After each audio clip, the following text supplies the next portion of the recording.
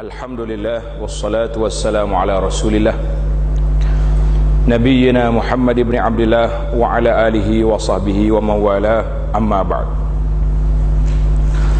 Sambungan pelajaran kita dalam kitab Mestika Hadis Rasulullah sallallahu alaihi wasallam, jilid yang kedua, di bawah bab 2.11, salat musafir, salat orang musafir.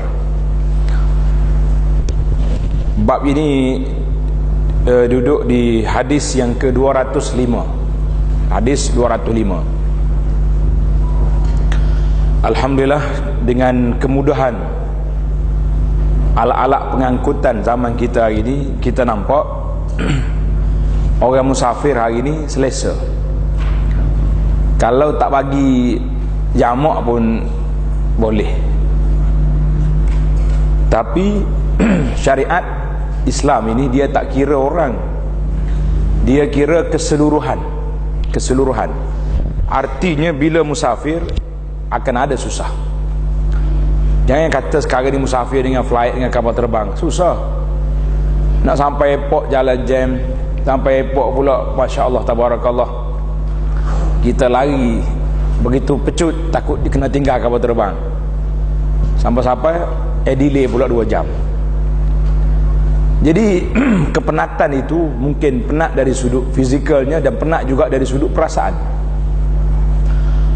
Karena itulah dia panggil as-safaru mazinnah. Musafir itu salah satu daripada sebab-sebab menjadi masyaqqah, maka dibenarkan untuk jamak dan qasar salat. Perkara 2.11, salat orang musafir. Qala Allah Ta'ala, a'udzu billahi minasyaitonir rajim, wa idza darabtum fil ardi falaysa 'alaykum junahun an taqsuru minas salati in khiftum an yaftinakumul ladzina kafaru. Dan apabila kamu musafir di muka bumi, dipanggil darabtum fil ardi, kamu musafir di muka bumi, maka kamu tidaklah berdosa mengqasarkan, memendekkan salat jika kamu takut diserang oleh orang kafir. Jadi asalnya salat itu dibenarkan qasar bila kita keluar berperang kerana takut pada orang kafir. Ayat 9 dan 10 daripada surah ayat 101 daripada surah An-Nisa. Nota kaki, dia nota ujung ni panggil payah, nota ujung 327, muka surat 327, ayat 101 daripada surah An-Nisa. Hukum salat orang musafir. Jadi kalau tengok ayat itu ayat perang, orang pergi berperang baru jadi takut. Tapi kita hari ini tak berperang. Selain daripada yang diterangkan dalam Al-Quran di atas seperti yang disebutkan di atas itu, diterangkan juga dalam hadis Nabi sallallahu alaihi wasallam yang berikut. Hadis yang ke-205, Ani bin Abbas radhiyallahu anhuma anna an-nabiy sallallahu alaihi wasallam kharaja minal madinati ila Makkah la yakhafu illa rabbal alamin fa shalla rak'atain. Jadi hadis ini menunjukkan kepada kita keluasan arti rawahu Tirmizi, artinya daripada Ibnu Abbas bahawa Nabi SAW keluar berlayar. Bahasa lama ni keluar bermusafir, senang. Berlayar ni orang naik laut, Nabi kita naik unta. Boleh ke guna berlayar untuk naik unta? Itu dia panggil bahasa-bahasa orang tua-tua dulu. Berlayar tu dengan mana musafir. Kalau hari ni orang panggil travel kan. Daripada Madinah ke Makkah dalam keadaan aman, tidak takut melainkan kepada Rabbul Alamin, takut pada Allah saja. Lalu baginda sallallahu alaihi wasallam mengerjakan salat fardu yang 4 rakaat dengan dilakukan 2 rakaat. Hadis ini riwayat oleh At-Tirmizi dengan sanad yang sahih. Artinya orang yang bermusafir dengan meninggalkan rumah tangganya dan kampung halamannya diberikan kelonggaran atau kemudahan dalam mengerjakan perintah-perintah syarak yang tertentu, seperti solat fardu yang 5 boleh diqasar sebahagiannya dan boleh dijamakkan. Daripada kita solat 5 kali berhenti jadi 3 kali saja. Dan berpuasa pada bulan Ramadan boleh ditunda, boleh ditangguhkan kepada masa yang lain yang kita tidak musafir, dengan beberapa syarat yang tertentu. Ada syarat dia mengenai salat. Ia diberikan kemudahan mengerjakan salat qasar. Jadi para jemaah kena ingat, 2 kategori hari ni bincang kita. Satu qasar, satu lagi jamak. Itu 2 berbeza. Dia tak semestinya qasar itu mesti jamak dan jamak itu mesti qasar. Yang kita duk faham hari ni macam seolah-olah jamak dan qasar sekali, kan? Kita tengok di mana silap kita dalam memahami tajuk yang penting ini. Kemudahan mengerjakan solat qasar, yakni memendekkan bilangan rakaatnya daripada 4 kepada 2 rakaat sahaja, seperti yang dapat dipaham daripada kandungan hadis ini.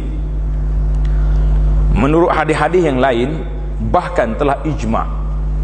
Ingat, dalam susunan sumber perundangan Islam, yang pertama Quran, yang kedua hadis, yang ketiga ijma'. Ijma' mana sepakat para ulama di zaman itu menerima bahawa dalam satu-satu kes itu dipanggil ijma'. Kemudian baru mari qiyas. Jadi telah ijma' alim ulama menyatakan hanya sembahyang zuhur dan asar dan isya yang bilangan rakaatnya 4 rakaat yang dibolehkan mengqasarkannya dengan 2 rakaat. Solat maghrib tetap tidak berubah 3 rakaat. Jadi kalau kita nak qasar maghrib macam mana? 1 rakaat setengah. Nak bagi macam mana? Kita turun naik balik tak jadi qasar ke macam mana? Jadi tak ada tak boleh nak bagi 2. Bila tak boleh bagi 2, maka kita kekalkan yang asal. Demikian juga salat subuh. Nanti ada orang salat subuh 1 rakaat, dia kata dia qasar, maka ini tidak berlaku. Ijma' kepada zuhur, asar dan isyak saja. Bila benda tu dah ijma', tak boleh nak ubah dah. Itu maksud dia, ijma' tu tak boleh nak ubah. Sebab para ulama telah meneliti nas-nas yang ada, kemudian mereka putuskan. Kalau rasa nak belajar lah, ada sebuah buku kecil yang ditulis oleh Ibnul Munzir, nama dia Al-Ijma'. Kecil ya buku. Kalau kita ni bagi 3, bagi 4. Itu masalah ijma'. Ijma' ulama. Jadi kalau kita nak belajar, dipanggil fiqhul muqaran, fiqh perbandingan mazhab ni. Yang pertama kita kena tengok ijma'. Kalau dah ijma' dah, tak usah duk bincang lah. Tak kira lah mazhab apa-apa, sudah ijma' dah. Maka kena buat benda tu. Kemudian yang akhir-akhir ni banyak pula kitab yang menulis tentang Mausu'atul Ijma', ensiklopedia ijma'. Dia cuba kumpulkan, tapi ada yang sepakat, ada yang tak sepakat. Yang kata ijma', mana ada kata dah ijma' ini masih lagi dipertikaikan oleh sebahagian ulama yang lain di kalangan ulama Ahlus Sunnah yang mu'tabar. Menurut Imam Asy-Syafi'i rahimahullahu ta'ala, solat qasar bukanlah satu perkara yang wajib, tetapi kemudahan. Dia panggil rukhsah. Satu lagi, kalau wajib tu dia panggil azimah. Tak ada pen. Kalau tidak kita boleh tulis sikit. Rukhsah, azimah, ada 2 benda. Kita kena ingatlah, rukhsah tu maknanya kelonggaran, maknanya kita boleh ambil dan boleh tak ambil. Satu lagi dia panggil azimah, lah itu mesti kena buat. Tulislah dekat buku tu. Bukanlah perkara yang azimah, yang wajib, yang mesti kena buat, tetapi suatu kemudahan, rukhsah bagi orang musafir. dan kemudahan yang telah diberikan oleh Allah Ta'ala itu elok dilakukannya. Qasar ini sedekah. Allah Ta'ala sedekah kepada kita, maka faqbalu sadaqatahu, hendaklah kita ambil sedekah yang Allah Ta'ala bagi ni, kena ambil. Dia kata aku tak mau qasar, aku nak sempurnakan solat, lagi banyak pahala. Kita kata tidak, pahala lagi banyak bila kita mengikut, ittiba, ikut apa yang diperintah, itu lagi besar.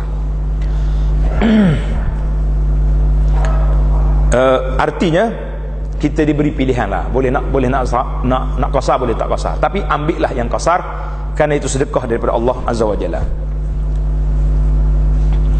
Dalam pada itu katanya lagi, kata Syafi'i, jika ada yang tidak mengqasarkan solatnya dalam masa musafir, maka solat itu sah juga.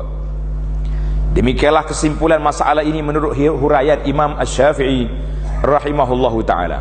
Jadi ada setengah mazhab, pandangan ulama kata tak wajib, apa dia solat qasar, solat tamam dalam qasar, dalam musafir tidak diterima, maka itu berat.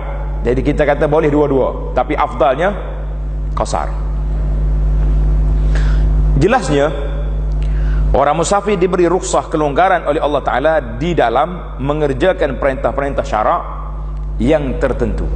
Perintah syarak yang tertentu telah diberi kelonggaran.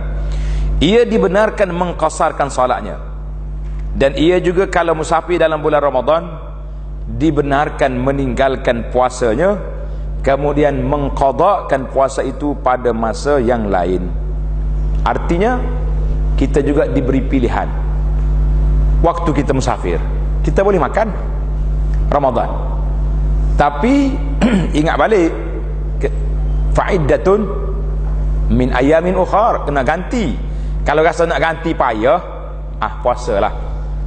Contohnya dalam kita travel, kita musafir ini tak memberi kesan apa-apa, dengan kereta kita yang sejuk, dengan kapal terbang pula berjalan, jadi kita puasa, tak salah puasa. Jadi waktu Nabi kita keluar musafir nak pergi ke Mekah bulan Ramadan, kata para sahabat, ada di kalangan kita yang puasa, ada di kalangan kita yang berbuka. Yang berpuasa tak kata kepada orang buka, bahasa malah, apa ni tak buka puasa ni. Yang buka puasa pula tak kata orang yang berpuasa ni, apa kamu ni tunjuk warak, tak ada. Itulah adab, nama dia adab berikhtilaf. Jadi adab ni bagi saya wajib kita kena belajar, khususnya di zaman kita hari ni, di zaman penuh dengan pancaroba, penuh dengan label-label yang dilontarkan kepada orang. Maka kalau kita belajar adab khilaf, kita tidak akan terjebak dengan perangkap syaitan yang dimainkan oleh syaitan yang tersebut. Rukhsah itu lebih afdal diamalkan kerana ia bukan sahaja dibenarkan, bahkan diredai oleh Allah Azza wa Jalla. Allah sebut dalam ayat yang pertama tadi, laisa alaikum junahun an taqsuru minas salah, wa idza darabtum fil ardi falaysa alaikum junahun an taqsuru minas. Allah Taala dah beri, kenapa kita tak nak ambil? Dalam hadis Nabi kata sadaqatun, sedekah Allah Taala beri, kita tak nak pula dah. Kenapa? Ini diterangkan dalam hadis yang berikut, hadis 206, Ani bin Umar radhiyallahu anhuma qala qala Rasulullah sallallahu alaihi wasallam, inna Allah yuhibbu an tu'ta rukhasuhu kama yakrahu an tu'ta ma'siyatuh. Rawahul Imam Ahmad. Maksud dia, Allah sabda, sesungguhnya Allah Subhanahu wa taala suka, redha supaya rukhsah-rukhsah, kelonggaran-kelonggaran yang diberi itu diamalkan, sebagaimana Allah tidak suka, yakni haramkan perkara maksiat dilakukan. Allah beri kelonggaran kepada kita untuk apa? Untuk kita tak buat maksiat, untuk kita tidak melanggari perintah Allah Azza wa Jalla. Maka dia beri apa? Beri kelonggaran. Kenapa kita tak nak ambil? Hadis ini riwayat oleh Imam Ahmad, kata Syekh Arnaud sanadnya sahih. Wa fi riwayatin kama yuhibbu an tu'ta azaimuhu. Menurut satu riwayat lagi, bahawa Allah Ta'ala suka supaya rukhsah. Apa dia rukhsah? Kelonggaran, kemudahan. Ingatlah kita punya ayat ni tak payah ulang banyak-banyak ni. Nanti kita guna istilah Arab tu lebih manis, rukhsah. Jadi sebagaimana Allah Ta'ala suka supaya rukhsah itu yang diberikannya diamalkan, sebagaimana ia suka supaya perintah perintah tidak boleh azimah yang diberati diamalkan. Jadi hak wajib kena buat, itu dia panggil azimah. Kemudian dia beri kelonggaran, kita ambil juga, itu dia panggil kelonggaran. Hadis ini hadis sahih menurut Ibnu Khuzaimah dan Ibnu Hibban rahmatullahi ta'ala alal jami'. Baru jumpa dia punya definisi. Tengok tanda tu, tulis kat tepi kitab, ta'rif ataupun definisi rukhsah dan azimah. Ini penting. Nanti kita nak cari apa benda rukhsah pula ni. Ustaz cakap dah hari tu dah, belik kita tak jumpa. Kena tanda tepi. Kalau orang mengaji zaman dulu dia panggil dhabit. Orang belajar di pondok dulu dia panggil dhabit. Dhabit maknanya kita catat apa yang disebut oleh para ulama. Catat. Baru ni saya jumpa dengan Maulana Muhammad Asyik ni. Dia ni cucu kepada Maulana Syekh Zakaria, ketua yang ni Syekh yang masyhur dalam jamaah tabligh. Dia kata dia tok ayah dia tu, tok syekh dia, bila dia mengajar orang tulis, orang dhabit. Hak dhabit saja, ni pengalaman dia kata, hak dhabit saja tu aku kumpul, baru jilid pertama Sahih Bukhari sudah dapat 6 jilid syarah. Tengok. Saya kata sudah 6 jilid. Habis berapa jilid lagi? Dia kata mungkin jadi 30 jilid. Itu semua tu dia panggil imla. Yang ditulis, yang disebut oleh Syekh, anak murid dia catat. Lepas tu dibukukan. Allahu Akbar. Tengok. Ulama ni dia tawasalun. Jadi kita belajar tulis. Jangan. Dalam bahasa kitab pondok dia kata al-ilmu saydun wal kitabatu qaidun. Ilmu itu macam perburuan, tulis itulah tali pengikat dia. Kalau tidak orang tanya mengaji apa tadi? Sedap apa, sedap cerita nakah ustaz cerita tu, ingat hal lain tu lupa habis dah. Baik, tulis definisi rukhsah. Artinya rukhsah satu hukum syarak yang memberi kemudahan atau kelonggaran untuk mengerjakan satu hukum syarak yang berat. Ramadan puasa berat ke ringan? Berat, tapi oleh kerana kamu musafir, kamu sakit, diberi kelonggaran untuk menangguhkan kepada masa yang lain. Rukhsah ini hanya diberikan kepada orang yang ada uzur syar'i. Tengok, uzur syar'i ini diantaranya musafir, itu dia panggil mazinnah. Mazinnah maknanya sumber menjadi manusia itu uzur. Musafir.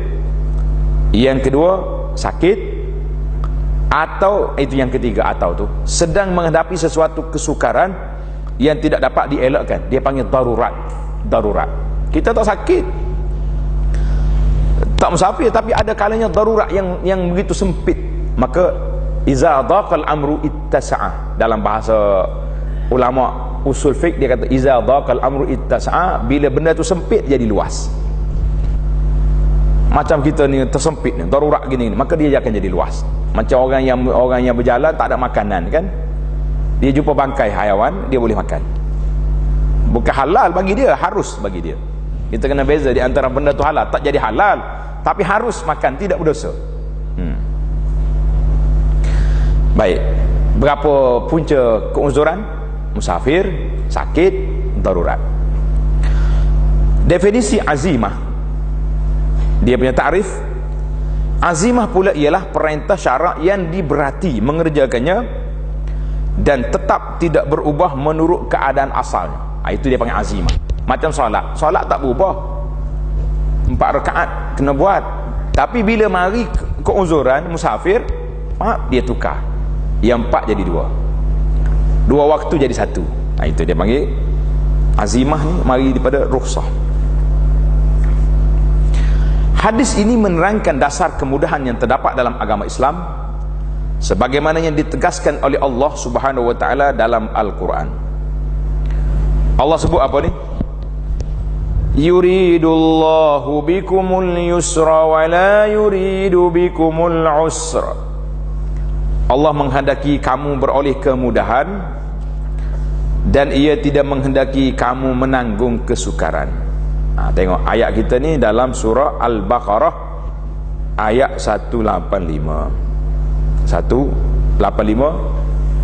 Kalau tuan-tuan dan puan-puan buka 185 ni, benda ajaib kita akan nampak.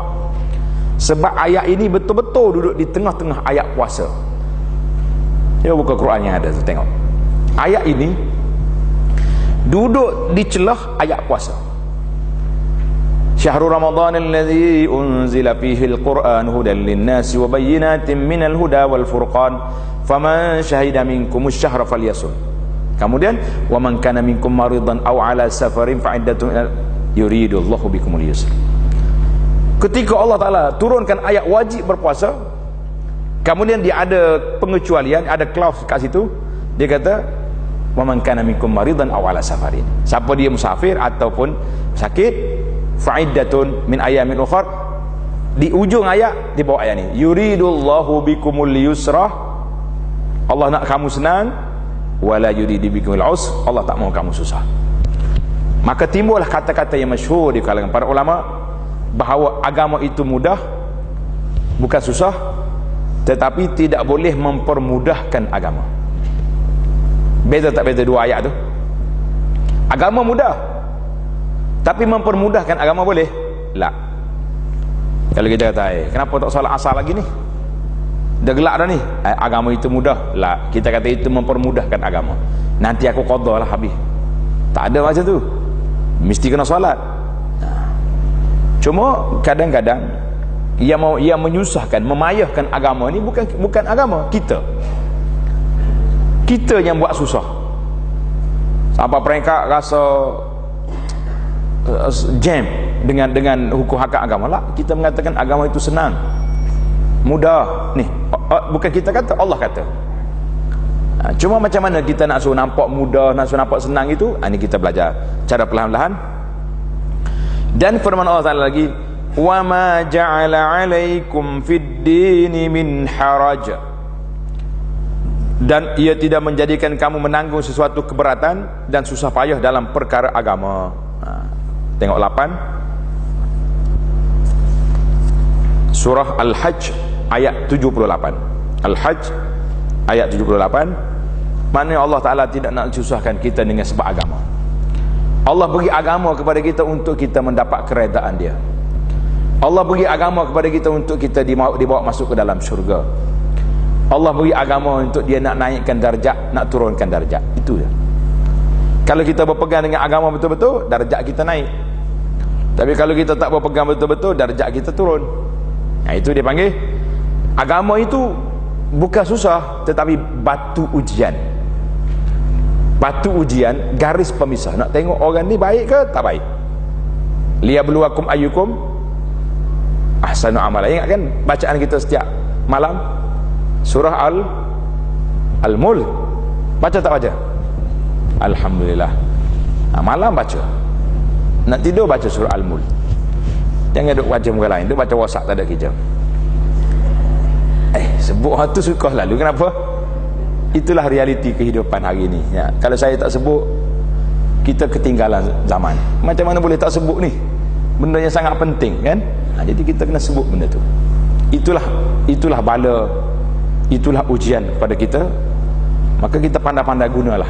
Alat itu bagus, alatnya cantik, tapi salah guna dia jadi lara. Baik, ini dia panggil asal masalah. Salat qasar itu rukhsah, kelonggaran yang Allah Ta'ala beri kepada kita sebab Allah Ta'ala nak mempermudahkan kita. Syarat-syarat salat qasar. Kita kena ambil syarat dia. Macam mana, apa syarat dia? Menurut huraian ulama rahimahumullah, orang musafir yang diberikan rukhsah untuk mengqasarkan salat, syarat-syaratnya seperti berikut. Ini tanda betul ni. Orang nak qasar solat ni, tanda dia seperti syarat dia seperti berikut. Kalau tak ada syarat ni berat kita. Payah dia panggil nak apa ni? Nak tahu boleh ke tak boleh.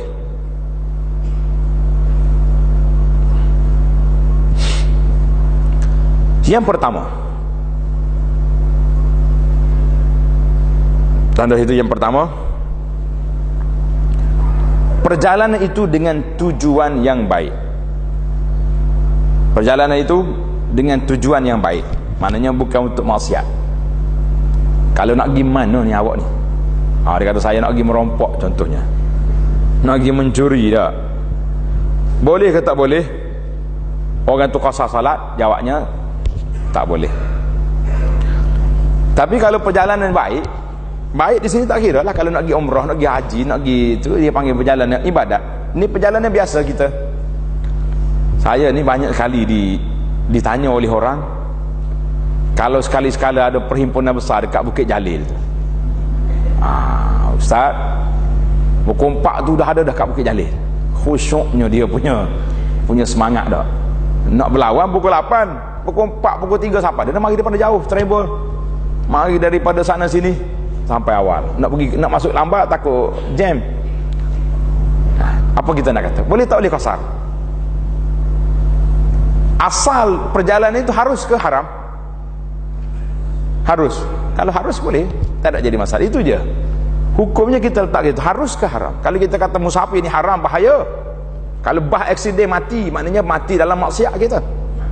Jangan cuba ketatkan. Benda-benda yang ada kelonggaran, longgarkan. Alhamdulillah dia orang nak solat tu satu rahmat dah. Dulu kalau orang jenis macam ni agak sukar untuk macam tu. Allahu Akbar. Jadi yang pertama sekali, perjalanan itu perjalanan musafir kerana yang tidak maksiat, Yang kedua, jarak jauh perjalanan sekurang-kurangnya 2 marhalah. 2 marhalah ni berapa jauh? Payah dah kita nak kira hari ni. Dalam kitab kita ni, tuan-tuan syekh kita mengambil 91 km. Ada lagi dalam kitab lain, contohnya dalam fiqh manhaji, dalam kitab fiqh islami, yang minima sekali lebih kurang dalam 86 km. Maknanya, tapi syarat dia jarak terus, jangan bengkok-bengkok gini. Kalau pusing-pusing gini, hari-hari duduk di KL ni boleh jamak kasar. Nah, orang duduk sini ke Putrajaya berapa? 40 kilo. 40 kilo pergi balik 80 dah, pergi jauh sikit, pergi ke Bangi ke mana, dah cukup dah tu. Itu tak kira. Kalau tidak daripada taksi, berapa ratus kilo sehari-hari dia berjalan daripada taksi yang duduk dalam bandar ni berapa? Sini ke KLIA pun berapa kilo dah, cukup dah tu. Itu dia tak kira. Dia nak jarak musafir terus, jalan-jalan yang pergi straight gitu. Itu dia panggil marhalah. Cuma timbul lagi perbincangan, macam mana ni sekarang ni orang tak panggil musafir dalam masa 2 km gini kan? Orang panggil musafir ke tak? Orang tak panggil musafir zaman kita gini kan? Terlalu dekat dia punya jarak. Maka kita kata dia ada 2 cara ukuran.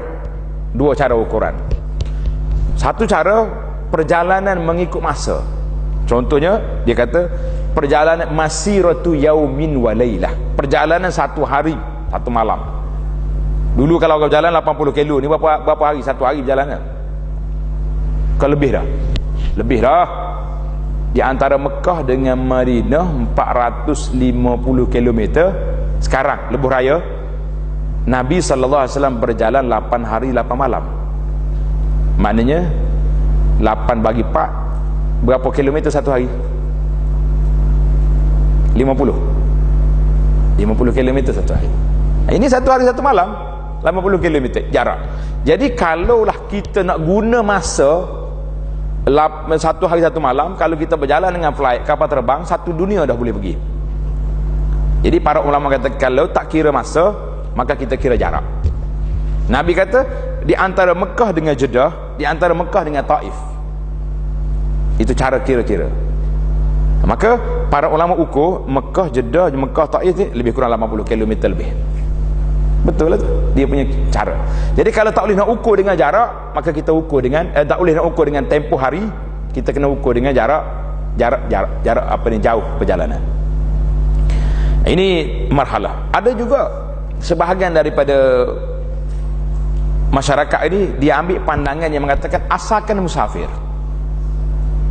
tak kira gimana pun 10 km, kalau dia kira musafir lah.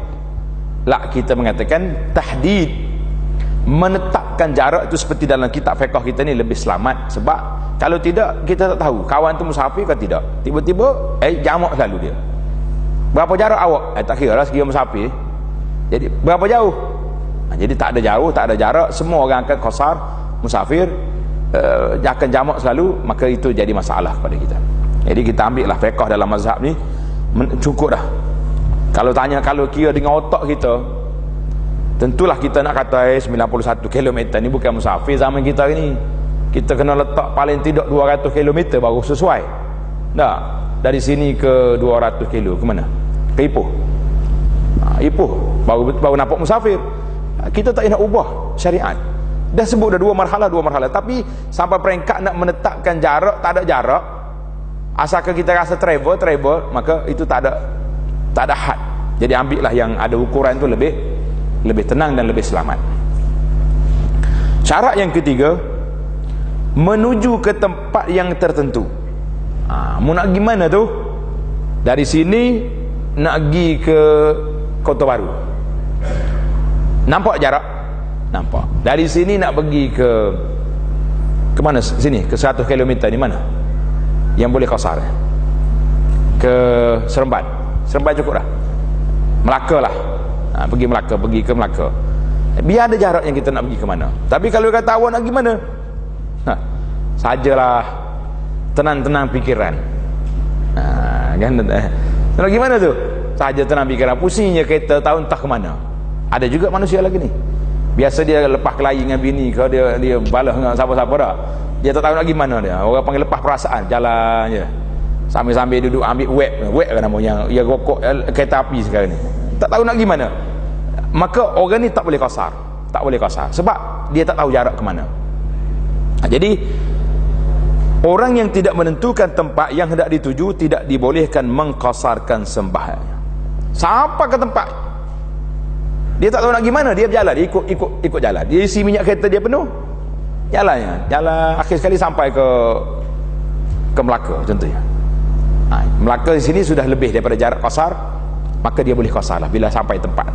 Tapi dalam perjalanan ni tak tahu nak gimana, boleh jadi dia pergi 50 kilo dia balik. Maka kita kena dia punya ada tempat tuju ke mana nak pergi. Yang keempat, berniat mengerjakan qasar, solat qasar berserta dengan takbiratul ihram pada tiap-tiap kali ia mengerjakannya. Jadi pandangan ini ada perbincangan lah.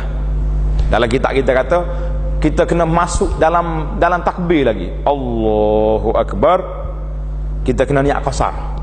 Saja aku solat zuhur qasar dalam takbir. Sebab kita nak suruh kita tahu yang kita ni nak solat 2 rakaat saja, bukan nak solat 4 rakaat. Ingatlah telah, saja aku solat zuhur qasar, cukup lah tu. Jangan panjang-panjang, tak masuk connecting takbir. Kita dah bincangkan dalam takbiratul ihram dulu, ingat tak? Sebab takbir tu mana ada orang panjang-panjang. Allahu Akbar, cukup lah. Jadi kalau kita nak install semua, berapa banyak kita kena takbir? Allah, sampai tengah Allah tu duk mikir saja aku solat fardu zuhur qasar 2 rakaat. Kalau kata qasar tu 2 rakaat dah tu, tak payah lagi terjemah qasar, ringkaskan dalam, barulah kita takbir. Dia tak banyak kerana, tak banyak, tidak menimbulkan was-was, jadi kita kena niat qasar. Yang kelima, berjaga-jaga daripada sebarang perkara yang berlawanan dengan niatnya itu. Kalau ia menaruh syak, adakah ia telah berniat mengqasarkan solatnya atau tidak? Macam mana nak buat ni? Dia niat qasar ataupun tak niat, maka dengan itu ia tidak dibolehkan mengqasarkan solat, dan wajiblah ia solat dengan tamam. Tamam maknanya solat cukup 4 rakaat. Allahu Akbar. Jadi kita tahu, aku niat qasar atau tak niat qasar, maka dalam kitab ni kata tak boleh lagi, sebab kita tidak niat tadi. Tapi kita ingatlah waktu kita nak solat tu kita dah niat dah qasar, maka dalam takbir itu kita dah ingat kita qasar, insya-Allah. Jangan menimbulkan was-was, nanti duk fikir-fikir pula, akhir sekali bangun 4 rakaat. Yang keenam, Syarat yang keenam, solat semasa mengerjakan solat qasar, ia tidak boleh berimamkan orang yang solat tamam sekalipun orang itu dalam perjalanan musafir. Apa dia maksud ni? Ini tanda nombor 6 ni saya nak hurai panjang kat sini. Kita bincang biar sampai faham. Kita tak ada dalam ilmu kita ni, kita belajar sampai tak faham. Ada dulu anak ada cerita kan, ada orang kata dia belajar sampai tak faham. Oh ish, kata berat ni, belajar ilmu apa sampai tak faham ni kan. Dalam kitab kata orang yang qasar, yang solat qasar tak boleh berimamkan orang yang solat tamam. Betul tu. Contohnya kita solat qasar, imam kita berhenti di masjid, mari solat dekat masjid negara ni. Masjid negara pastinya imam akan solat tamam kan, akan solat 4 rakaat. Mana boleh, ustaz kata solat qasar ni rukhsah, sedekah yang Tuhan bagi, aku nak ambil sedekah Tuhan. Jadi kita pun kebetulan imam dah rakaat yang ketiga dah, jadi dia yang ketiga yang keempat, kita 1-2 cukup kan? Tak, tak boleh. Bila kita masuk dengan imam yang tamam, kita kena ikut imam, maknanya kena tambah lagi 2 rakaat. Baik, timbul masalah kita. Sebab itulah tuan-tuan dan puan-puan tengok ada kepincangannya di sebahagian daripada masyarakat ni, bila dia musafir, dia tak akan masuk solat dengan imam, dia buat kumpulan baru solat di belakang. Sebab apa? Sebab dia baca dalam kitab orang musafir tak boleh ikut orang tamam. Itu satu persepsi yang silap. Memang orang musafir, orang qasar tak boleh ikut orang tamam, tetapi kita musafir boleh mentamamkan solat kita. Nampak dah? Maknanya bila kita sampai di masjid, imam ratib nak solat zuhur, jadi kita ikut sekali dengan dia, ikut solat zuhur 4 rakaat lah, sebab kita ikut imam. Tak bolehlah kita nak sampai 2, lepas tahiyat pertama kita goodbye dengan imam, assalamualaikum, kita bagi salam. Tak boleh. Jangan ambil tengah jalan, tak boleh break tengah jalan. Maka kita solat zuhur sempurna tamam dengan imam. Selesai daripada solat, kita ke belakang, kita solat asar sama-sama, kita yang musafir, yang travel ni solat asar qasar 2 rakaat, tak jadi masalah. Sini banyak salah. Memang anak perhati banyak bila kita tanya kenapa tak ikut imam tadi. Tak boleh, kami nak qasar, kami nak jamak. Maksud dia nak jamak. Jamak dengan qasar tak jadi masalah. Tidak menjadi kata zuhur 4 mesti asar kena 4 lah. Kalau kita musafir zuhur 4 sebab kita ikut imam, kemudian kita solat asar sama-sama kita yang musafir 2, jadilah dia 6 rakaat. Zuhur dengan asar 6 rakaat. Jelas dah sini. Wadah. Lepas ni tak nak buat lagi Jumaat kedua tak nak jawab lagi. Berlaku, saya sendiri menghadapi beberapa isu yang macam ni. Kita solat dengan imam depan, tiba-tiba bunyi takbir kat belakang, Allahu Akbar. Kata ni apa pula ni? Bila pergi selepas solat, kita tanya dia, imam dia, kenapa buat macam ni? Oh, kami musafir tak boleh ikut imam sini. Dia kata, siapa cakap tak boleh ikut imam sini? Dalam kitab kata orang musafir tak boleh ikut orang tamam. Kata tak boleh ikut orang tamam kalau kita nak qasar, tapi kita boleh ikut tamam di atas dasar kesatuan ummah. Kenapa kita nak pecahkan dalam satu masjid? Itu dia panggil perpecahan berlaku dalam masjid.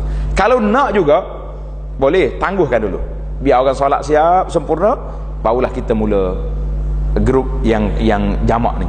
Yang saya nak tekan di sini, tidak ada halangan untuk kita tamamkan zuhur kemudian kita qasar asar. Untuk kita tamamkan maghrib memang kena tamam pun ya, kemudian kita qasar insya, tak apa, tak ada jadi masalah. Alhamdulillah, itu satu kemudahan. Jelas perkara yang keenam, ambil perhatian.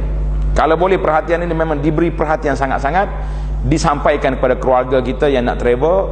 Kaedahnya tidak menghalang untuk kita bersatu dalam sebuah masjid atas dasar satu jemaah, satu masjid satu jemaah. Yang ketujuh, mengetahui tentang hukum harusnya solat qasar itu. Dia kena tahu dia nak solat qasar ni, kita kena tahu kita ni cukup syarat ke tak cukup syarat. Jika ia mengerjakannya dengan keadaan jahil, maka tidak sah solatnya. Apa-apa benda pun dengan ilmu belaka. Dengan ilmu. Yang ke-8, masa musafirnya itu masih berterusan. Artinya waktu kita nak qasar dia, kita masih lagi masa travel, masa musafir. Ketika ia mengerjakan solat qasar itu. Tapi kalau dah sampai di rumah, tak boleh lagi nak qasar. Contoh, ada tak ada contoh ni? Kita ni turun kapal terbang lah, turun kapal terbang. Patutnya kita solat di airport waktu tu baru pukul 5 petang, pukul 6 baru nak solat di airport. Tiba-tiba sampai di airport, beg kita hilang, pakaian kita pula tak bersih, contoh. Jadi kita naik kereta terus balik ke rumah, anak kita ambil, rumah pula tak jauh dengan airport. Jadi bila sampai di rumah, boleh tak boleh kita qasar? Tamat. Maka kita kena solat 8 rakaat, zuhur dengan asar, jamak takhir 8 rakaat. Tak jadi masalah, boleh. Tapi tak boleh qasar lah. Bila sampai di rumah sudah tak boleh nak qasar lagi. Kita boleh jamak sebab kita niat dah nak jamak takhir, kan? Tidak berdosa. Tapi qasar putus apabila sudah tamatnya musafir. Oh, dia kata rugi macam ni, yang 4 jadi 8. Memang rugilah, berhenti dekat waktu kat airport tu. Yang jadi masalah ni satu lagi, ada masalah sikit. Kita ni kalau nak cari masalah memang banyak masalah. Sebab tu saya tak suka timbulkan masalah, kan. Tapi kalau tak timbulkan memang menjadi masalah. Berapa kali masalah kita hari ni? Banyak masalah. Saya tengok hari ni kalau orang naik kapal terbang ni, ramai yang guna solat hormat waktu. Semangat tu. Dah solat hormat waktu. Dia solat hormat waktu pukul 4.30. Dia kata apa solat hormat waktu ni? Kan nanti turun di KLIA, banyak lagi masa kita nak solat jamak takhir. Oh, dia kata tak boleh, saya turun nanti anak saya, cucu saya datang ambil kat airport, nanti terus balik tak sempat nak solat. Dia kata subhanallah, balik haji tak sempat nak solat pula dah. Macam mana haji mabrur kita ni? Jadi solat hormat waktu itu untuk lidarurah. Tabur haji pun tak ajar semua orang solat hormat waktu atas kapal terbang. Dia ajar waktu darurat. Tapi kalau kita ada masa untuk jamak takhir, turun dekat bumi, abadan sama sekali tidak ada hormat waktu. Jangan main-main solat, tak ada wuduk, tak ada kiblat, tak ada semua, tak ada itu. Tak ada diri. Maka kita mengatakan tidak boleh dibuat. Jangan mengambil mudah benda ni. Penting sangat. Kalau kita nak travel, dia panggil fiqhul musafir. Fiqh pengembara. Itu penting. Macam mana kita nak solat, berapa hari kita boleh, nanti kita sebut nanti dalam lepas pada ni ada lagi. Kalau tak ada saya tambah insya-Allah. Baik. Kita berpindah kepada masa untuk qasar. Masa untuk qasar, berapa masa ada? Dalam hadis yang berikut diterangkan bilangan hari yang dibenarkan melakukan salat qasar. Berapa hari boleh qasar? Hadis yang ke-207, An Ibni Abbas radhiyallahu anhuma qala aqama an-nabiy sallallahu alaihi wasallam 19 yaqsur. Rawahul Bukhari. Artinya Nabi SAW telah tinggal di Mekah 19 hari dengan mengerjakan salat qasar. Seronok kita ni. Sedaplah lepas ni boleh 9 hari qasar ni, 19 hari. Saya nak hidup rumah anak 10 hari je, qasar tak qasar?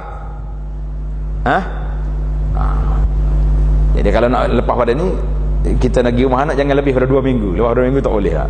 Baik, tak habis lagi tu baru soalan saya lontarkan supaya muslimat, ibu-ibu ni dengan bapa-bapa fikir apa yang dah kita buat, kita bincang hari ni. InsyaAllah saya beri ruang untuk perbincangan, sebab ini benda yang berlaku dalam realiti kehidupan.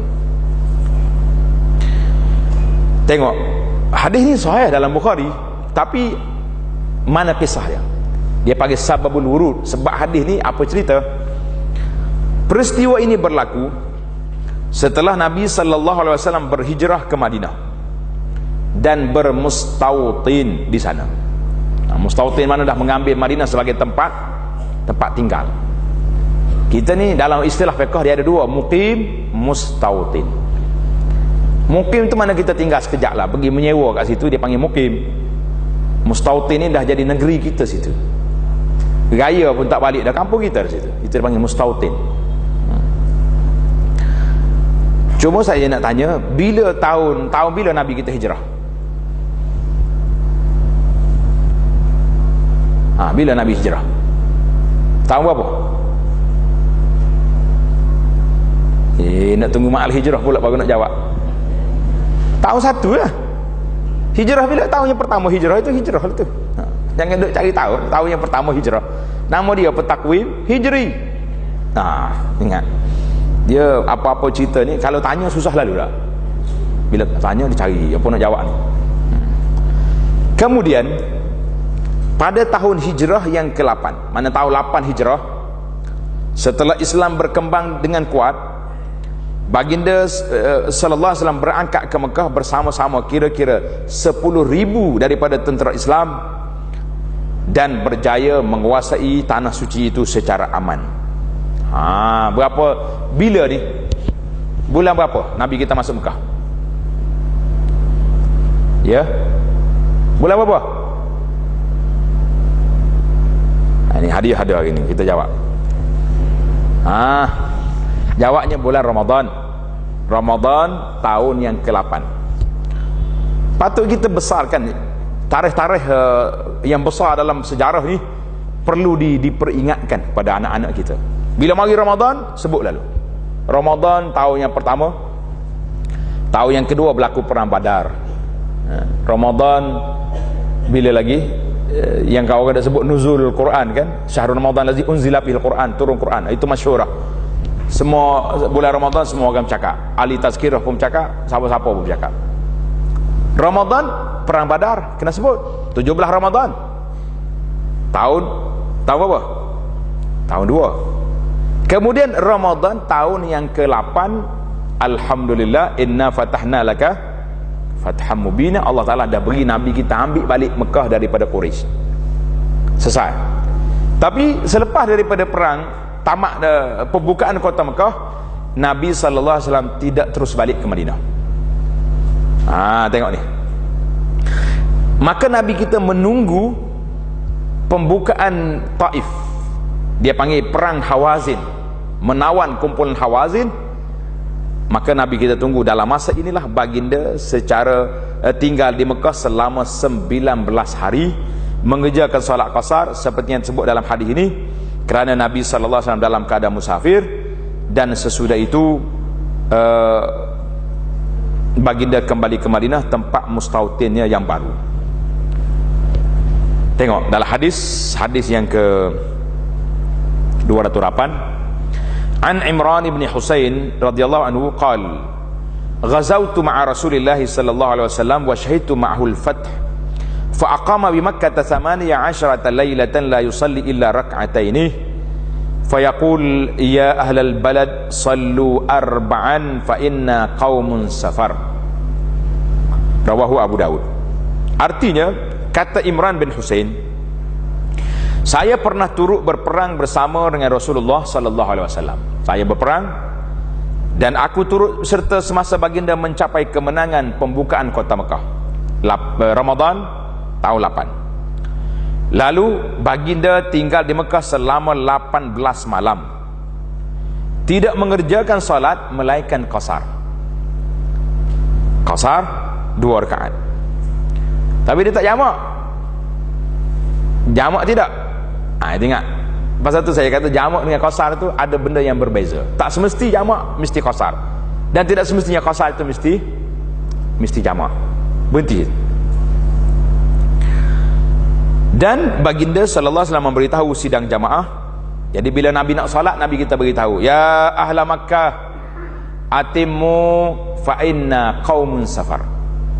Wahai penduduk Mekah, kamu solat 4 ya, kami orang musafir. Kami orang musafir. Jadi orang Mekah kena tambah 2 rakaat lagi. Tak menjadi masalah.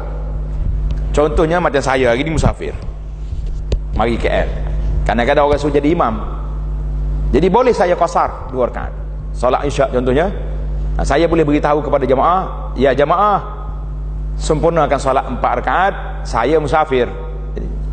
Bila cukup 2 rakaat, sudah selesai tahiyat, Jadi anak boleh salam, Assalamualaikum warahmatullahi wabarakatuh. Orang lain tambah 2 rakaat.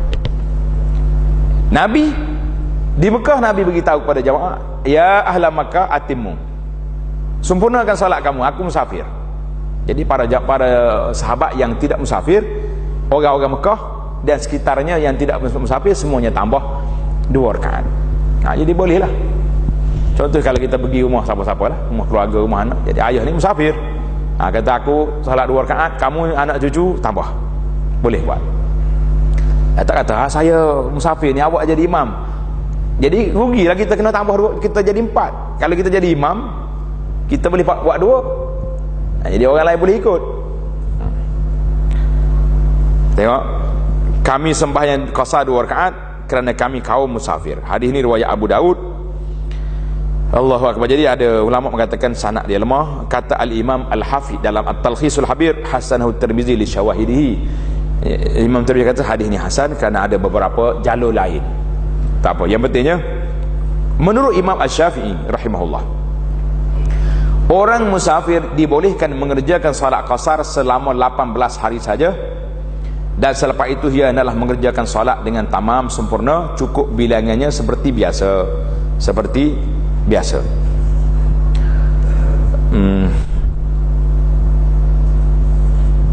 Ini tak ada huraian dalam nota kaki sama ya. Mana dalam fiqh Syafi'i paling lama 18 hari. Sebab apa Nabi kita qasar 18 hari? Sebab tak tahu bilakah tamatnya tempoh peperangan, maka dia qasar. Ada mazhab lain kata lebih pada tu, tak apa, selagi tak habis tempoh. Kita menunggu, contohnya sebagaimana kata Abdullah bin Umar pernah qasar 6 bulan di Azerbaijan, sebab dia berperang, tak tahu bila tamat peperangan. Contohnya kalau kita hari ni kita pergi ke manalah, mana-mana tempat dalam dunia ni, ke China, ke Jepun, buat satu urusan. Berapa hari duduk sini? 2 hari je selesai urusan. 2 hari tak selesai, besok tak selesai, akhir kali sampai sebulan duk tunggu tak selesai, maka kita boleh qasar terus. Tapi kalau mengikut fiqh kita ni, fiqh Syafi'i, takat 18 hari je, lepas pada tu kena tamam. Jadi ada keluasannya dalam masalah ini insya-Allah taala. Tapi syaratnya kita duduk dalam keadaan tidak tahu berapa lama nak duduk. Macam orang pergi buat perubatan lah, kita pergi berubat di mana-manalah, di China ke, orang Arab mari ke Malaysia ni ke, orang perubatan kata, IJN kata lepas 3 hari okey ni balik lah. Tapi ada pula efek lain pula, ada kesan lain lah, kuman, jaketan apa benda, tambah lagi sampai sebulan duduk. Boleh qasar terus, tapi tidak jamak, dia qasar kerana dia musafir dan dia tidak tahu bila berakhirnya tempoh kerja buat dia tadi. Kalau kita tahu, tengok isu yang kedua, tanda kat bawah ni, tanda ini penting sangat ni. Sebaliknya, kalau ia berniat hendak bermukim, tinggal di satu tempat selama 4 hari.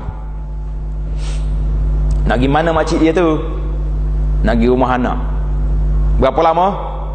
Seminggu. Seminggu ni 4 hari ke berapa hari? 7 hari lebih dah kan? Apa nak buat? Nak pergi berapa hari rumah anak? 3 hari. 3 hari ni tak cukup tempoh lagi, tempoh dia 4 hari. Maka berbeza dia punya hukum. Tengok kitab kita, tinggal di satu tempat selama 4 hari. Kalau dia nak pergi 4 hari selain daripada hari masuk dan hari keluar, maknanya kita sampai di sini hari Sabtu, Ahad, Isnin, Selasa, Rabu, hari Khamis nak balik dah, tiket dah booking siap dah tiket, maknanya kita duduk 4 hari. Ataupun kita duduk 3 hari je duduk, maka selepas itu ia tidak dikira sebagai orang musafir dan tidak dibolehkan mengqasar solatnya. Sudah.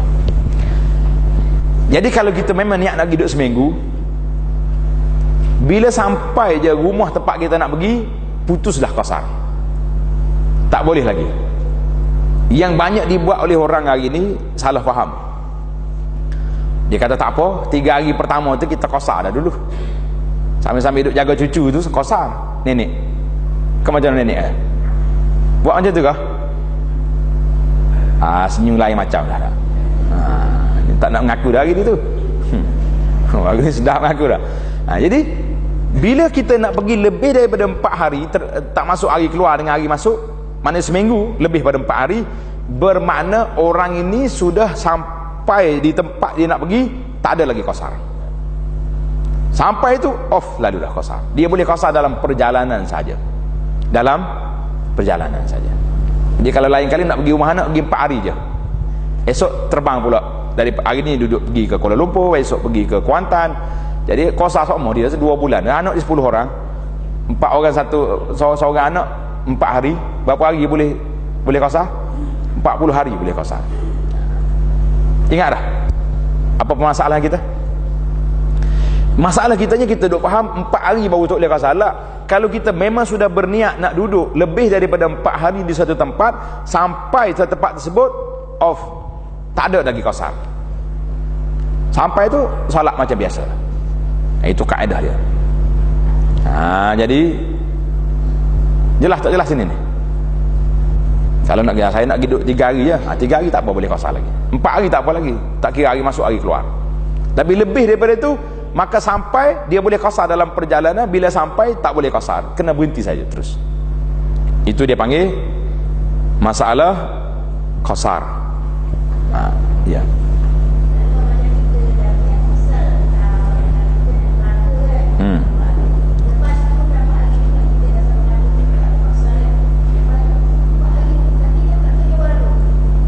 Jangan lebih daripada 4 hari lah. Jangan lebih daripada 4 hari. Kita duduk 4 hari, lepas tu keluar pergi lain pula. Jangan lebih 4 hari juga, boleh lah. Itu dia kata kaedah. Tapi kalau kita dah confirm nak duduk satu tempat itu lebih daripada 4 hari, maka sampai itu tak boleh qasar dah. Sampai itu tidak lagi berlaku qasar. Lebih daripada tempoh masa yang dibenarkan. Ada juga kita hidup hari ni zaman internet. Kerana itulah saya suka sangat dalam cara metod pengajian kita ni, kita buka penjelasan mazhab lain. Kenapa? Sebab tuan-tuan akan dengar, akan tengok dalam internet, ada ulama mengatakan selagi musafir tak kira lah berapa hari pun dia kira boleh qasar je. Dah berdasarkan kepada hadis Ibnu Umar tadi, qasar di Azerbaijan berapa hari? 6 bulan. Maka kita mengatakan agak sukar. Kerana itulah para fuqaha dia suka buat tahdid. Tahdid maknanya penetapan waktu untuk senang nak buat kira-kira. Tapi kalau kita seperti Ibnu Umar, ataupun sebagaimana Nabi SAW mengepung Taif, Hawazin tadi di Taif, tak tahu berapa hari, maka itu boleh. Kita sampai di sini, doktor kata boleh keluar hospital besok, tunggu. Esok tak keluar lagi, tunggu. Esok tu ke ICU pula, daripada ICU ke CCU, tak tahu berapa hari, maka itu boleh kita menunggu sampai berapa lama. Pekau Syafi'i kata sampai 18. Ada orang lama lain kata boleh. Jelaslah situ. Alhamdulillah para jemaah sekalian, sebelum kita berpindah kepada solat jamak, kalau ada apa-apa persoalan dipersilakan. Ya.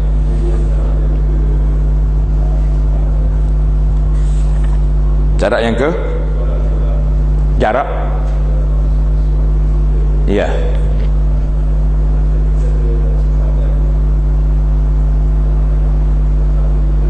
Daripada mana nak mula? Sedap juga tu. Dia bukan mula daripada border negeri, dia mula daripada border kampung. Contohnya keluar daripada qaryah kita, tu bermula di situ. Kerana dalam hadis, dalam kitab-kitab fiqh dia panggil surul balad. Apabila kita keluar daripada kota, bukan kota kampung ni, kota kecil dulu. Tuan-tuan nak bayangkan kota Madinah dulu besar mana? Kota Madinah zaman Nabi besar mana? Besar masjid yang ada hari ni. Guru-guru saya di Madinah kata kota zaman Nabi itu sebesar masjid yang ada hari ni. Masjid yang dibina oleh kerajaan Raja Fahad dulu, itu habis je kota Madinah masuk dalam tu. Jadi kita pun, kampung kita kat mana? Macam kampung saya Sungai Durian contohnya. Bila saya dah sampai di Kuala Kerai, nak pergi ke Gua Musa, nak pergi Kuala Lumpur ni, ada habis dah tu, dah kira dekat situ. Ada setengah orang dah dia kira dekat Merapuh tu, baru dia kira. Jadi satu negeri keluar. Kita daripada Kuala Kerai ke Merapuh sudah 140 kilo. 2 kali qasar dah boleh. Itu jarak kira-kira. Itu penting. Jadi kita baca kitab lama ni, kita kena faham dia punya bahasa percakapan dia. Keluar daripada kota negeri. Negeri itu bukan mana negeri. Kalau kita Selangor sini, Kuala Lumpur, negeri Kuala Lumpur. Negeri Selangor, negeri Kelantan, itu negeri berapa jauh jarak? Tak. Negeri di sini al-balad dengan mana kota di daerah dia tu, kampung dia tu.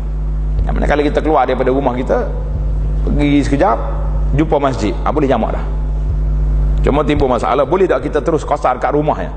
Contohnya kita nak pergi airport, terus qasar kat rumah selalu sampai di airport nanti kelang kabut nak solat tak sempat. Jadi kita kata jangan solat lagi di rumah. Jangan solat lagi di rumah. Keluar daripada rumah, pergi keluar daripada daerah Korea kita, dah jumpa masjid, berhenti jamak, pergi airport. Banyak penyelesaian kalau kita ada ilmu. Mereka kata ada ilmu, duk kerah kepala, marah orang pada. Apa tak boleh qasar ni? Itu kita belum musafir. Orang yang duduk di rumah dia musafir tak musafir? Belum musafir, belum travel lagi. Bila dia keluar daripada rumah, barulah bermulanya bermusafir. Jadi hukum safar itu belum terlaksana, belum terjadi lagi. Jadi macam mana kita nak bagi hukum musafir dah? Nah, solat musafir, mana solat kita nak turun rumah tu? Solat itu solat orang nak pergi-pergian. Dalam kitab kita Musalli tu, ingat tak? Solat pergi-pergian dia panggil. Kau tak ingat ada istilah lama tu? Lupa habis dah. Saya bagi hadiah dulu CD kuliah kita tu, kena dengar balik lah. Dengar balik. Jadi orang nak musafir, dia solat sebelum dia keluar rumah. Sebelum keluar rumah kita solat dulu. Itu dia panggil solat. Jangan pula keluar rumah ni musafir tak.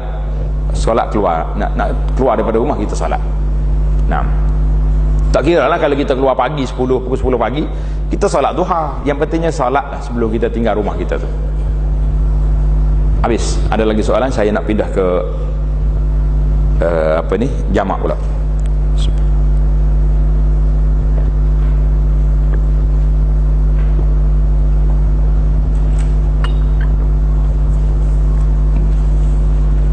Masalah yang kedua dalam perbincangan kita ni, menjamakkan qasar. Jadi tadi kita musafir, tadi kita qasar, ini jamak. Orang bermusafir juga diberi rukhsah. Ulang pula cerita rukhsah ni. Apa dia makna rukhsah? Kelonggaran, kemudahan, kesenangan, mudah. Menjamakkan, apa dia makna jamak?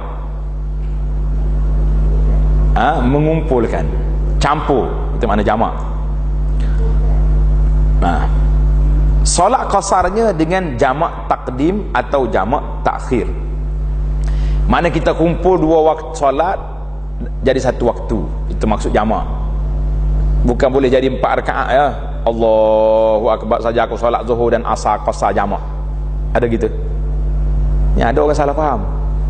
Dia musafir, dia solat 4 rakaat. Kata apa solat 4 rakaat tu? Dia jamak terus di antara zuhur dengan asar selalu dah. Ada orang buat lagu ni? Kita kata tak ada. Ada orang faham lagu tu.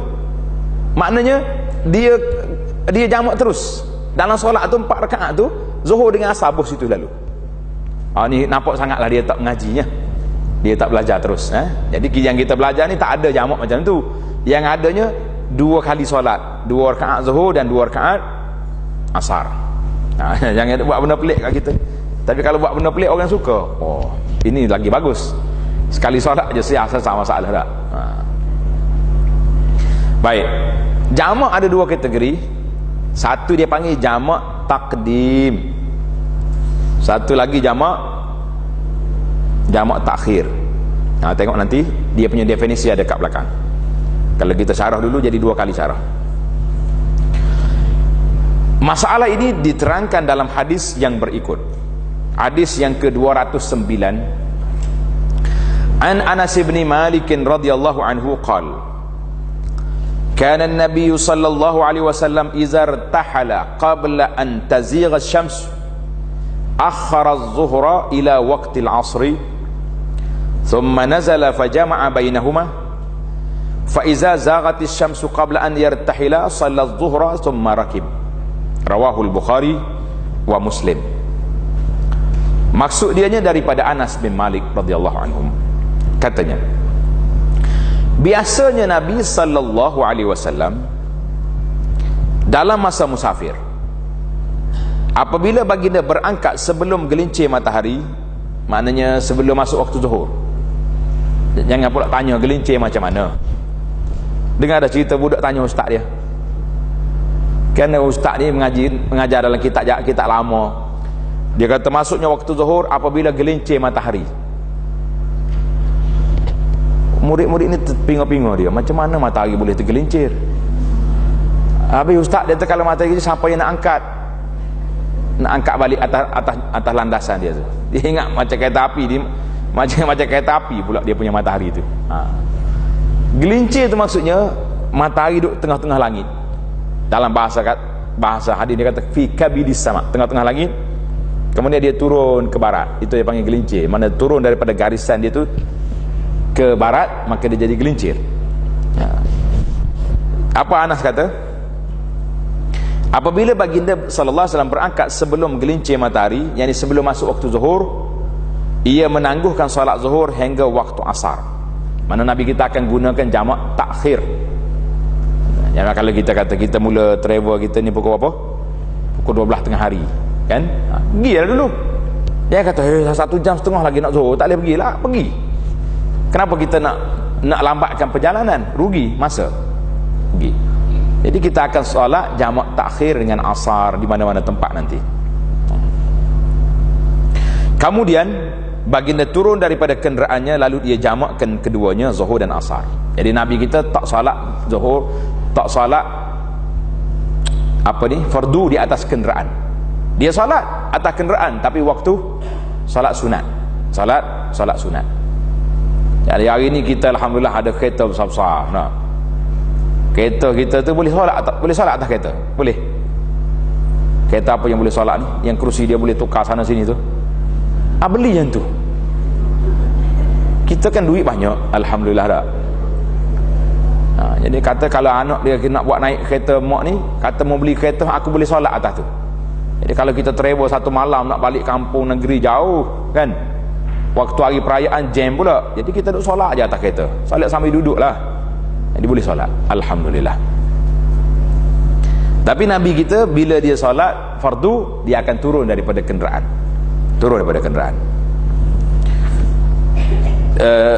Kalau pula matahari dah gelincir, maknanya dah masuk waktu zuhur, sebelum baginda berangkat, ia solat zuhur, kemudian dia berangkat meneruskan perjalanannya. Mana kalau dia berhenti awal, contoh dia berjalan di awal pagi tadi, berjalan sampai pukul 12.30 rehat, kan, ada rehat, masuk waktu zuhur, Nabi kita solat dulu baru dia berangkat pula jalan. Kita pun kena buat macam itulah. Pandai-pandailah atur jadual supaya kita boleh solat dengan sempurna. Cuma yang jadi masalah hari ni, kalaulah kita naik kapal terbang. Kapal terbang ni saya tak tahu siapa yang atur jadual penerbangan. Radar atur ke bilik kawalan. Kalau kita ni ada di kalangan kita yang kerja di bahagian DCA ke dia panggil, bahagian penerbangan awam ni, bahagian ni kita kena tengok juga. Contohnya kalau perjalanan ni jauh sekali, sampai 2-3 jam contoh, jadi kita beri peluang supaya flight kita ni bertolak jam 2 tengah hari, biar orang boleh solat zuhur dulu kat bawah ni, ataupun yang pentingnya dia sempat lah, dia sempat. Tapi kalau naik pukul 1, zuhur pun tak sempat, asar tak sempat, maghrib isyak tak sempat. Dia kata boleh solat atas kapal terbang. Duk ajar solat hormat waktu atas kapal terbang. Kecuali beberapa flight penerbangan, ada sebahagian daripada penerbangan ni, jazakumullah khairah, dia memang buat sediakan tempat untuk solat atas kapal terbang.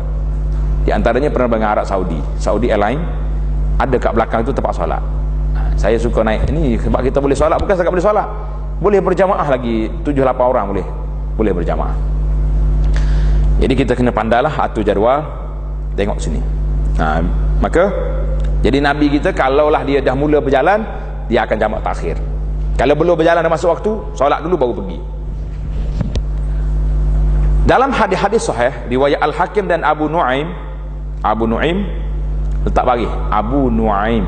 Jangan baca Naim. Naim tu orang Melayu. Tidak Naim kita ni. Muhammad Naim. Dia panggil Nuaim. Abu Nuaim. Diterangkan bahawa Nabi sallallahu alaihi wasallam juga pernah menjamakkan solat zuhur dan asar dengan jamak takdim. Tambah mim. Gugur tu. Takdim. Ni pihak penerbit cuba letak ambil perhatian. Ada salah cetak. Sesudah gelincir matahari, kemudian baginda meneruskan perjalanan. Samalah hadis dihurai pada hadis yang lepas.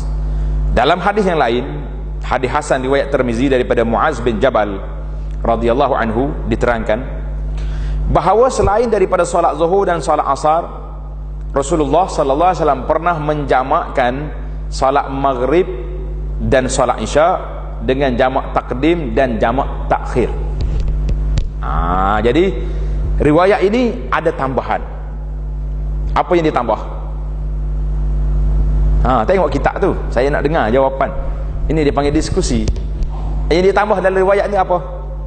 Solat maghrib dan isya. Maknanya ada lagi solat. Yang kita duk bincang atas-atas tu semua zuhur asar, zuhur asar.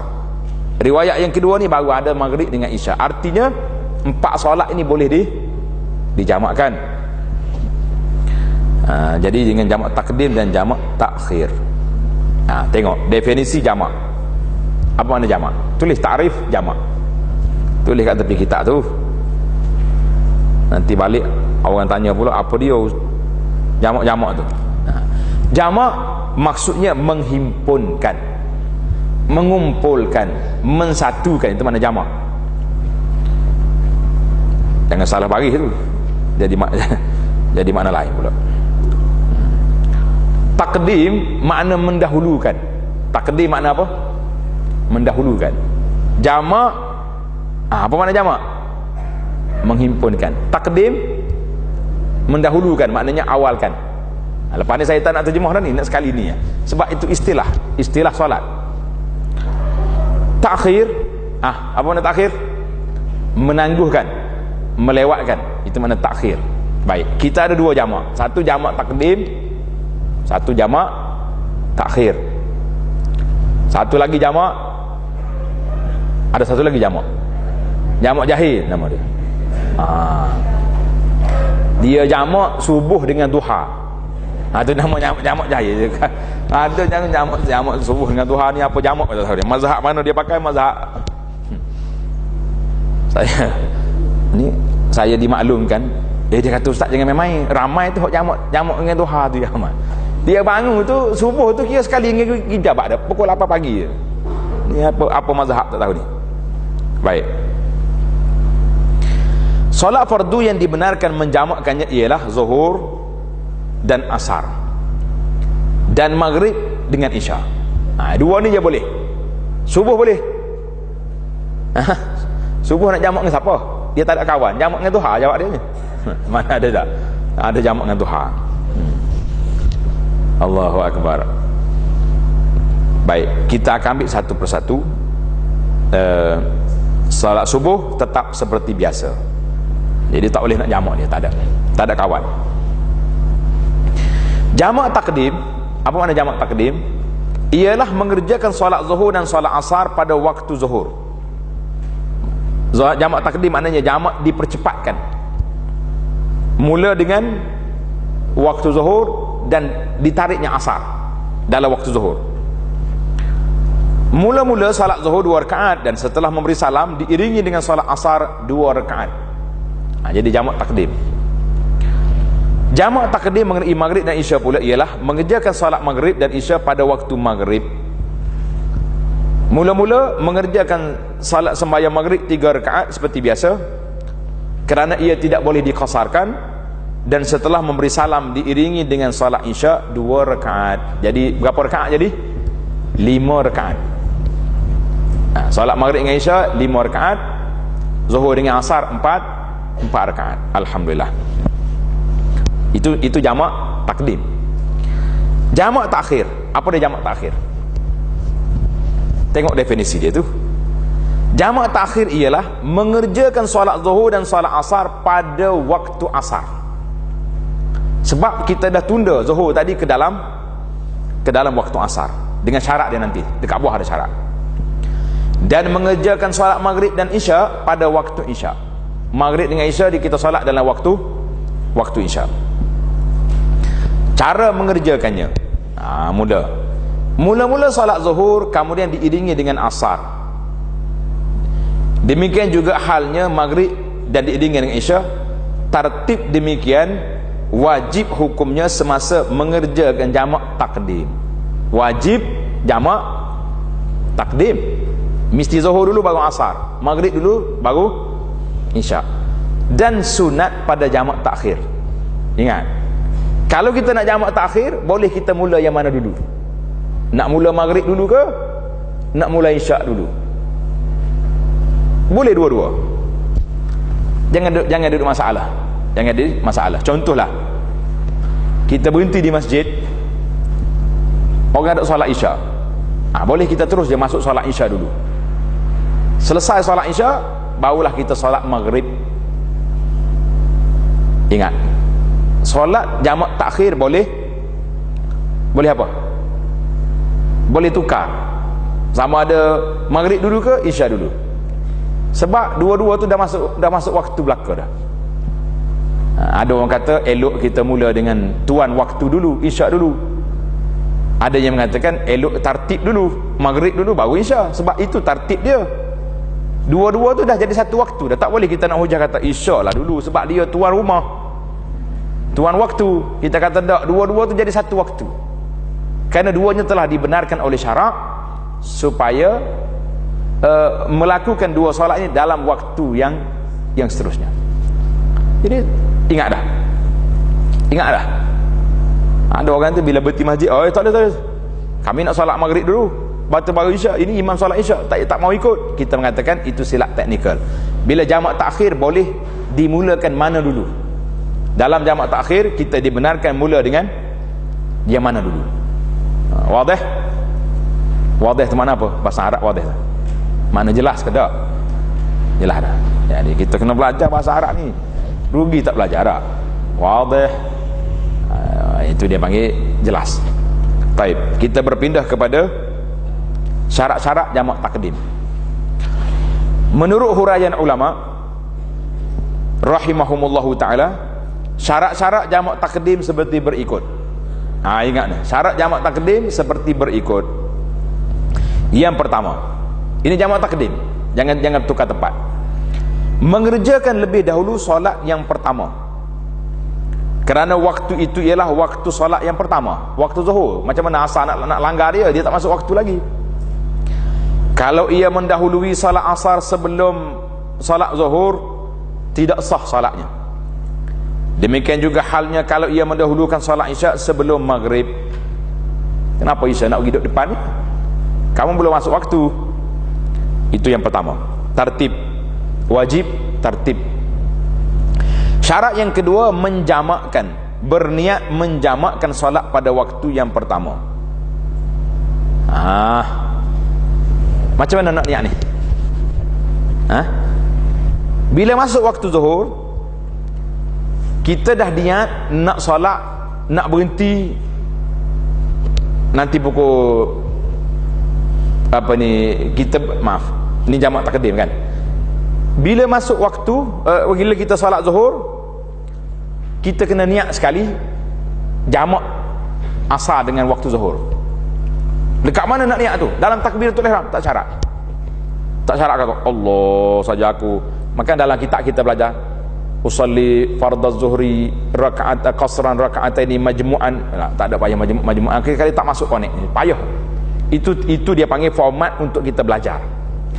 Waktu kita niat tak apa, kita niat salat zuhur je, Allahu Akbar saja aku salat zuhur qasar.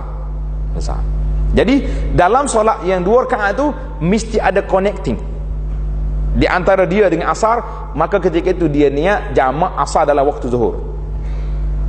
Ingat, niat jamak asar dalam waktu zuhur. Tak semestinya dalam takbiratul ihram. Kalau nak masuk juga saya bimbang dia pergi ke waswas nanti. Sebab tak lepas dia punya tempoh niat atau payah nak masuk. Nak install payah. Maka kita tak apa tak niat dalam takbiratul ihram, tapi kita kena niat dalam sembahyang yang pertama. Tengok ayat dia tu. Berniat menjamakkan solat pada sembahyang yang pertama. Jadi kita sebelum tengah duk rukuk ke tengah sujud ke, kita kena niat dalam hati, aku jamakkan asar dalam waktu zuhur. Biar dia ada hubungan dua tu. Ada hubungan dua tu. Jadi selesai daripada kita solat zuhur, syarat yang ketiga, mengerjakan dua-dua solat itu berturut-turut. Lepas kita solat zuhur, kita solat asar pula. Maknanya jangan lama lah berturut-turut ni, jangan. Lepas solat zuhur, relax. Lagi mana? Pergi makan nasi tu. Lapar ni, makan nasi kenyang-kenyang. Mari masuk masjid semula, kita solat asar. Lah, itu dipanggil tidak berturut-turut. Dia berturut dengan makan. Tapi kalau setakat sekejap, kalau Nabi SAW dia berhenti lepas daripada solat yang pertama, Bilal qamat untuk solat yang kedua. Ada gap situ, ada waktu kat situ. Jadi kita pun kalau kita solat dengan imam, nak boleh kita bangun ke belakang kumpul balik, kumpulan kita tu ada masa tak? Masa itu tidak memutuskan mualat, tidak memutuskan syarat berturut-turut. Dia boleh kita ke belakang. Jelas tak? Boleh nampak macam tu. Jadi itu dia panggil syarat yang pertama. Kerjakan solat zuhur dulu, kemudian niat jamak takdim dalam solat yang pertama. Ni ada pula orang tanya, saya terlupa tadi ustaz. Payahlah duk main terlupa ni. Kita nak jawab pun sukar. Walaupun ada pandangan ulama mengatakan solat tetap, kalau tidak niat dalam pertama pun dah kita niat jamak takdim boleh juga. Tapi ada. Jadi jangan was-was lah kalau dah niat nak jamak lah. Jangan duk was-was sangat, kerana kita bimbang jadi menyusahkan pula. Berpindah kepada syarat jamak takhir. Syarat jamak takhir, syarat-syarat jamak takhir pula seperti berikut. Syarat jamak takhir seperti berikut. Syarat yang pertama, berniat menjamakkan salat sebelum luput waktu sembahyang yang pertama. Ingat ni. Contohnya, contoh ada ni. Semasa hendak mengerjakan solat zuhur bersama-sama solat asar dengan jamak takhir, hendaklah ia berniat menjamakkan solat zuhur pada waktu sembahyangnya pada waktu zuhur, pada saat yang mencukupi untuk mengerjakan solat zuhur. Kalau ia berniat semasa waktu zuhur hampir luput sehingga tidak mencukupi bagi sembahyang zuhur, maka ia dikira berdosa dan solat zuhurnya itu hendaklah diqadakan. Payah ni, kata payah. Artinya para jemaah, gini dia punya kira-kira. Kita dah mesyuarat dalam kereta ke dalam bas, kita nak berhenti kat mana ni? Ketua Amir, kita panggil Amir lah, Amir kumpulan kita ni kata kita akan berhenti 200 km lagi. Maknanya kita akan berhenti pukul 5 petang. Jadi kita confirm dah asar, zuhur tak sempat, kita kena jamak takdim, jamak takhir kan. Maka pada waktu itu kita niat selalu, niat dalam hati kita, aku kumpulkan zuhur ini dalam waktu asar, aku tangguhkan zuhur dalam waktu asar. Maknanya supaya malaikat dah rekod, dia tak tunggu lagi. Dia ni nak solat zuhur bila nak solat zuhur, tak ada dah, sebab dia ada rekod, dia book dia punya waktu dia akan solat zuhur dalam waktu asar. Tak ada masalah. Kalau mati waktu itu tidak berdosa, sebab kita dah niat jamak takhir. Alhamdulillah. Itu penting di antara niat tu. Yang pertama sekali niat, kalau in case berlakunya apa-apa sedemikian, bermakna kita masih lagi dalam skop dimaafkan. Tidak kita kata asar 4.30, na'udzubillah lah, pukul 4.35 aksiden bas, 4.35 bas aksiden, mati tak mati kawan ni? Mati. Jadi dia tak solat zuhur tu sebab dah habis waktu, 5 minit tamat waktu. Dia tak berdosa sebab dia dah niat apa? Niat zuhur ni dalam waktu asar. Itu kepentingan yang pertama. Yang keduanya supaya kita tahu, malaikat tahu kita nak solat tadi. Ingat kita kena niat sebelum tamatnya waktu zuhur. Niat apa? Jamak takhir. Kena beritahulah. Kalau kita ayah contohnya, mak bagi tahu pada anak-anak, semua anak-anak kan kita travel sekali dengan family dia lah. Semua niat jamak takhir belaka. Jadi anak pun niat. Saja aku tangguhkan zuhur ni dalam waktu asar. Jadi kalau ada berlaku apa-apa, kita kira tidak cuai karena memang kita diberi kelonggaran. Baik. Syarat yang kedua, berkekalan masa musafirnya sehingga selesai solat yang kedua. Jadi kalau kita berjalan tu sebelum sampai kepada destinasi, maknanya dua solat tu kena tamat, zuhurnya dengan asarnya tamat dalam musafir. Yakni sembahyang asar jika jamak takhir itu di antara zuhur dan asar, atau sehingga selesai solat isya jika jamak takhir itu di antara maghrib dengan isya. Itu syarat dia.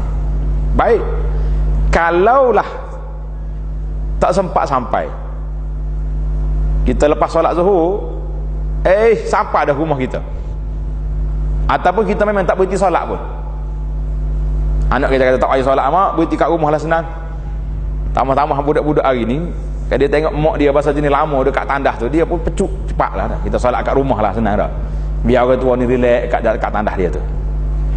Maka bila sampai di rumah, bermakna kita telah sampai kepada destinasi, sudah tamat kita punya tempoh untuk qasar. Maka bila sampai di rumah, kita hanya jamak tanpa qasar.